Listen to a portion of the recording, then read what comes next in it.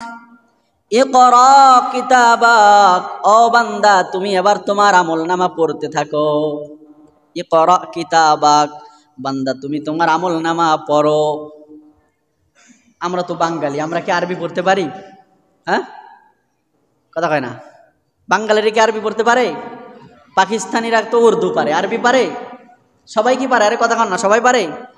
সবাই তো পারে না, শুধু যাদের ভাষা তারাই তো আরবি বুঝে। কিন্তু হাসরের ময়দানে আল্লাহ যে লিখিত আকারে আমলনামা দিবে, এই আমলনামা তো আরবিতে লেখা থাকবে।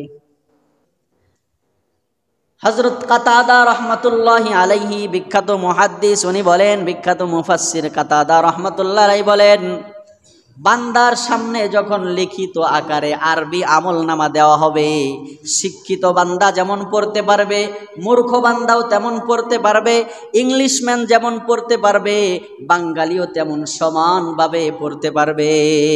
সুবহানাল্লাহ। সবাইরে আল্লাহ আরবি বুঝনেওয়ালা বানায় দিবে, একেবারে আরবি সাহিত্যিক বানায় দিবে। সব আমলনামা এবার বান্দা পড়বে, বান্দা সব আমলনামা পড়বে। আল্লাহ বলবে ইকরা কিতাবাক। হযরত কাতাদা বলেন, আল্লাহ যখন অর্ডার দেবে ইকরা কিতাবাক, বান্দা তুমি তোমার আমলনামা পড়ো, সবাই আরবি পড়ার মতো যোগ্যতা হাসিল করে ফেলবে। এবার আল্লাহ বলবেন কাফা বিনাফসিকাল ইয়াউমা আলাইকা হাসিবা।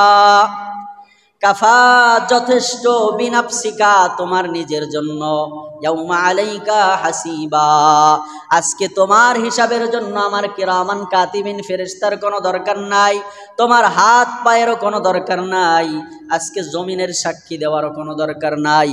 কাফা বিনাফসিকা ইয়াউমা আলাইকা হাসিবা, বান্দা তোমার আমলনামা তুমি তোমার জন্য আজকে যথেষ্ট। কাফা বিনাফসিকা ইয়াউমা আলাইকা হাসিবা, বান্দা তোমার আমলনামার জন্য তুমি নিজেই যথেষ্ট। এরপরে আল্লাহ বলেন মান ইহতাদা ফাইন্নামা ইয়াহতাদি লিনাফসি ওয়া মান দাল্লা ফাইন্নামা ইয়াদিল্লু আলাইহা।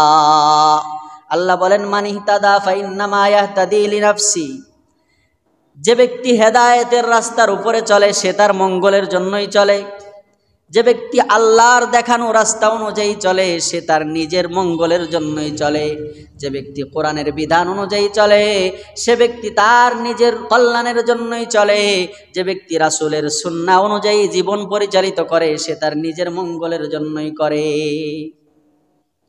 মান ইহতাদা ফাইন্নামা ইয়াহতাদি লিনাফসি, যে ব্যক্তি হেদায়েতের পথের উপরে চলে, সঠিক রাস্তায় চলে, সে তার নিজের মঙ্গলের জন্যই চলে।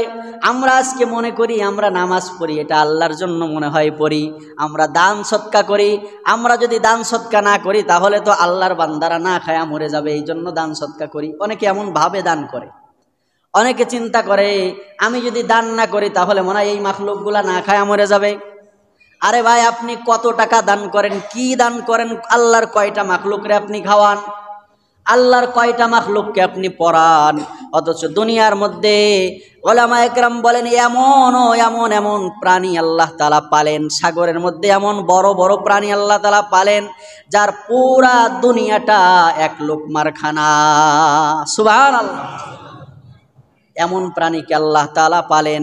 এই জন্য আমরা যেই কাজ করি এই কাজের জন্য আল্লাহ মুহতাজ না। আল্লাহ কি না? আমাদের কাজের জন্য আল্লাহ তাআলা মুহতাজ না, আল্লাহ তাআলা মুখাপেক্ষী না। আল্লাহ বলেন বান্দা মান ইহতাদা ফাইন্নামা ইয়াহতাদি লিনাফসি, তুমি যেই নেক কাজগুলা করো এটা তোমার মঙ্গলের জন্য করো, তুমি যেই নামাজ পড়ো এটা আমার জন্য না, তোমার ভালোর জন্যই, এটা তোমার ভালোর জন্যই তুমি করো। কারণ তুমি যদি 5 ওয়াক্ত নামাজ ঠিকমতো পড়ো তাহলে আমার কোনো লাভ নাই, তুমি যদি 5 ওয়াক্ত নামাজ না পড়ো তাও আমার কোনো লস নাই। আচ্ছা, কোনো বান্দা দুনিয়ার যদি আল্লাহ তাআলার ইবাদত না করে আল্লাহর কোনো লস আছে? হ্যাঁ, আল্লাহ তাআলা কি লস আছে যে না আমার এই প্রজেক্টটা লস গেল? আল্লাহ বলেন মান ইহতাদা ফাইন্নামা ইয়াহতাদি লিনাফসি, বান্দা তুমি যেই নামাজ পড়লা 5 ওয়াক্ত নামাজ এটা তোমার ভালোর জন্যই করলা।